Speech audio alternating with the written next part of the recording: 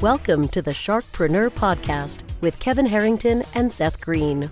Kevin Harrington is the inventor of the infomercial, one of the original sharks from the hit TV show Shark Tank, and has generated over $5 billion in TV and digital direct response sales. Seth Greene is the world's first trusted authority on cutting-edge direct response marketing, a best-selling author, and the only 3-time Marketer of the Year nominee. On the podcast, Kevin and Seth interview sharkpreneurs who share straight talk on what it takes to explode your business. Why do so many businesses struggle while others seem to explode overnight? Do you wish you had the secret to this type of exponential growth? Now, I've scaled more than 20 businesses to over $100 million, and it's not just luck. In my new book with Mark Tim, Mentor to Millions, you'll learn the repeatable framework I use in all my business ventures for massive success. Order at kevinmentor.com and get over $1,000 in bonuses. Head to kevinmentor.com.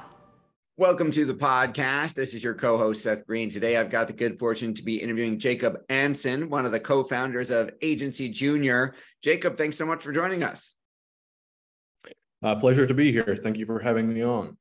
Our pleasure. Let's go back in time just a little bit. How did agencyJR get started? Yeah, so me and my partner, we started the agency, I think right now 3.5 years ago. At the start, it wasn't even an email marketing agency. We were focusing on Facebook ads. We noticed the market was too saturated for us to really pop out and start getting any traction. So we decided to switch over to email marketing. And that seems like was the right choice since we pretty quickly got a lot of traction and we just rapidly grew to the point we're at now.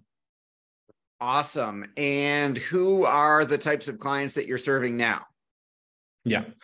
So right now we're primarily working with e-commerce stores. So usually stores selling physical goods. So anything from shoes to gym clothes to fishing equipment and so on. But we also have tinkered and worked a bit with SaaS clients. So maybe any applications, productivity apps, and then also info products. So any courses and stuff like that, but primarily e-commerce clients. And what are some of the most common issues that you're helping them solve? Yeah, and in short, it's getting their existing customers to come back and buy again. Usually business is focused on getting the first customer comes, and then nothing really happens after that. Email marketing really steps in as the perfect solution to nurture those customers and have them come back again and again and again, ultimately boosting your overall lifetime value of the customer and also helping with the profitability of the business. That makes a lot of sense. What are some of the biggest mistakes you see them making that you're helping them fix? Mm-hmm. The first and the biggest mistake is not doing any email marketing at all. If you're not doing any email marketing at all, you'll be much better if you do anything in that regard. But if you are doing some email marketing, just comes down to the right strategies. First of all, have all of your core automations set up and running. Those really will just be robots working in the background, generating extra revenue for your business. Then also on the other side, it's the campaigns like these, for example, New Year's sale, Black Friday sale, and any other miscellaneous marketing promotions campaign, just having a good cadence and a good frequency on them. Businesses usually, which we have seen, might send out 2, 3, 4, maybe 6 campaigns a month, but you really should be around 12 to 15 a month to capitalize on them as much as possible. So it sounds like we need to email and connect with our audience more. How do we make sure we're doing that in the right way? I know you've got some ways to engage audiences that maybe have bought before but haven't bought in a while. How do you kind of come up with those themes? Talk a little bit about the creative process. Yeah, good question. Obviously, this very much depends on the type of business. Right now, I'll be talking primarily about e-commerce. Usually these business owners, they have a pretty good understanding of who their buyer is. That's how they get the first acquisition. So if you really understand who your buyer is, basically base your marketing on that on the email side as well. Talk about their problems, talk about their issues. And more precisely, also kind of like a big mistake people do is they only send out promotional emails. They talk about how great our product is, our product does this and that, and so on. But you also have to give something to the customers before you can take something from them again. So that's why it's extremely important to do also value-based content. If you're a dog store, you can send them out a campaign from time to time on how to feed your dog correctly, how to make sure he or she is obedient, and so on. Make sure you also give them value. First of all, that's going to create a better relationship with the customer and also set your brand more as in an authority position within your respective niche. And then also comes down to segmentation. Obviously, your whole customers, that's a big ball of different people. Maybe some of them, as you mentioned, bought something before, some of them didn't bought before, so you can target them based on those specific things. For example, what we do, we like to do is, for example, have specific campaign sent out almost every month only to the non-buyers, which we have collected. And here we like to speak to them directly. It's not just like a general promotion. We say, hey, for example, Peter, we saw you've been on our list for 2 to 3 months. You haven't bought anything. So just wanted to check in with you, see how everything's going. Maybe you had any questions. And also here's, let's say, a 20% discount code in your first order, something along those lines. That absolutely makes sense. Where do you get your ideas from? A boring answer. First, I would say it would be from competitor research. That's, I think, what most marketers do. They just look at what other brands within their niche do. And second of all, just testing and iterating based on that. You test out a new idea, see if it works. If it doesn't work, think why it doesn't work, and then just go from that point on. Just iterating, looking what other people are doing, and then going from that point on. What are some examples of some of the different types of industries that you're marketing in? So we had the luck to work, I would say, practically in any niche, maybe not all of the niches, but a wide variety. We have worked with footwear stores, clothing stores, makeup stores, within the pet niche, fitness niche, traveling niche, and anything in between. I think there's not a lot of niches we haven't worked in. So yeah, like the email marketing principles, they generally apply to every niche. You just have to tailor maybe the marketing slightly on the target audience and so on, but the principles are still the same. For sure. If you've got, dozens or hundreds of clients in different industries, you not only have to keep your finger on the pulse of all things email marketing, but also the industries that you're helping serve clients in. How do you stay on top of all of that? Okay, good question. First of all, keeping a close touch with the clients.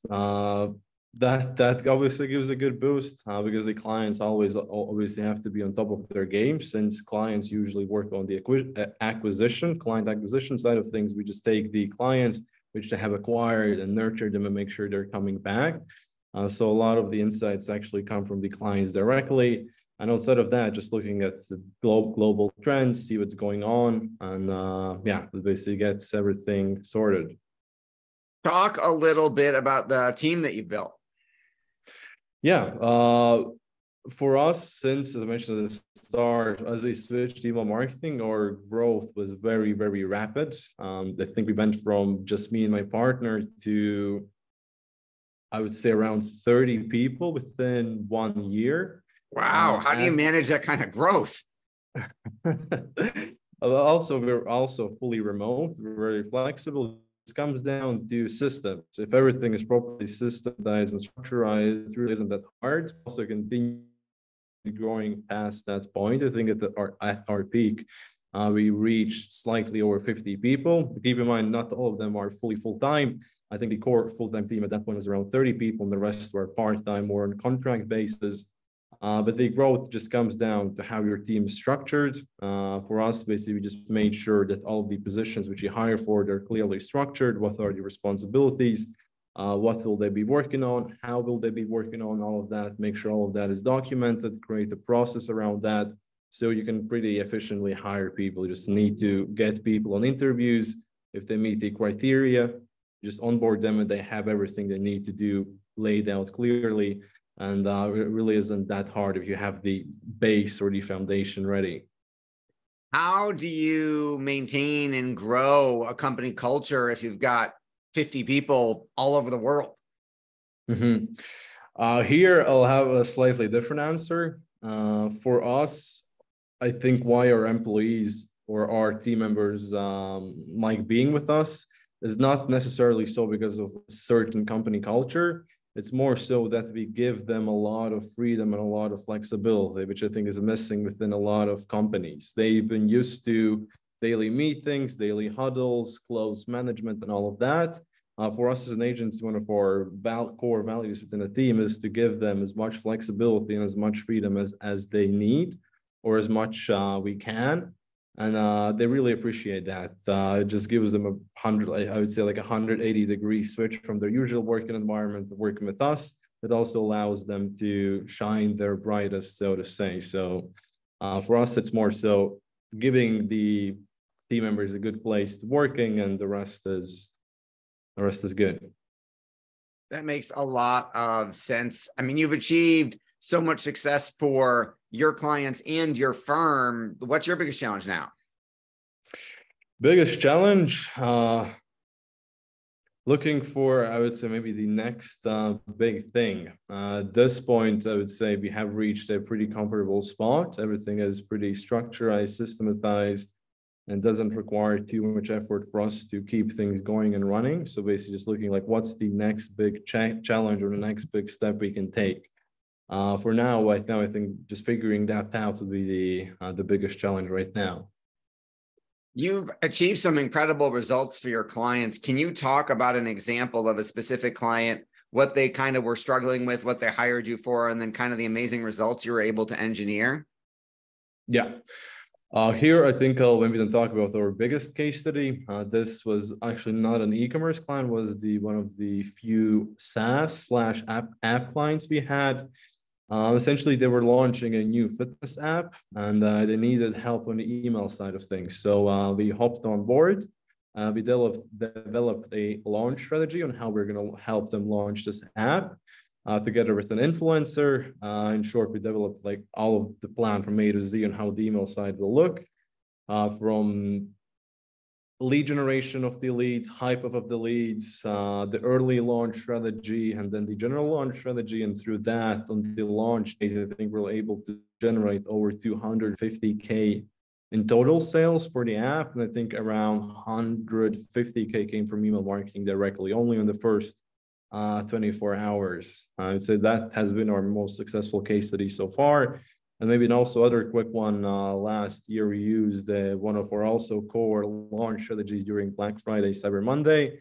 And we helped a European brand do, I think, 137K euros with just one email on the Black Friday sale launch day. Here again, we've made the whole strategy from A to Z on how all of their customer lists basically re-engaged, warmed up, lead generation, early launch and general launch. And yeah, that's how we achieved the results. Those are incredible results. Your passion is obvious. What do you like best about what you're doing? Best about what I'm doing? Good question. I think I'm a person who really enjoys to structure things, have things structured, and just make sure they're self-sustainable. So for me, just building things, structuring things, and making sure everything is solid, tight, compact, and working as efficiently as possible, I think that brings me the most fulfillment. So yeah, just making sure everything is structurized on the new things, working on the vision, all of that. That's awesome. For our folks who are watching and listening and want to learn more about what you're doing, where is the best place for them to go? Yeah. The best place would be go to our website. On the website, you'll be able to see some of our email examples, some more case studies, see exactly how we can help you. That's going to be agencyJR.com. And yeah, you can just go there, see what we do. If you want, we can also hop on a call. We can see if we can help you scale your email marketing as well. Awesome. This has been Seth Greene with Jacob Anson from agencyJR. Jacob, thanks again for joining us. It's been a pleasure. Thank you for having me on. Thanks, everybody, for watching or listening. We will talk to you or see you next time. Do you need money to fund your idea, product, or service? Are you ready to take your business to the next level, but need capital to get it done? Kevin Harrington has heard more than 50,000 pitches and knows how to help you make the perfect pitch to get the funding for your entrepreneurial dream. He's distilled the process down in his perfect pitch cheat sheet, and it's yours for free. Just text PITCH to him right now at 727-888-2100. Text PITCH to 727-888-2100 right now and claim your free perfect pitch cheat sheet. Text PITCH to 727-888-2100 to start funding your dream today. This show has been produced by Market Domination, LLC. To discover how you can have your own show completely done for you and turn it into a real published book and become the authority in your marketplace, go to www.marketdominationllc.com/podcast offer.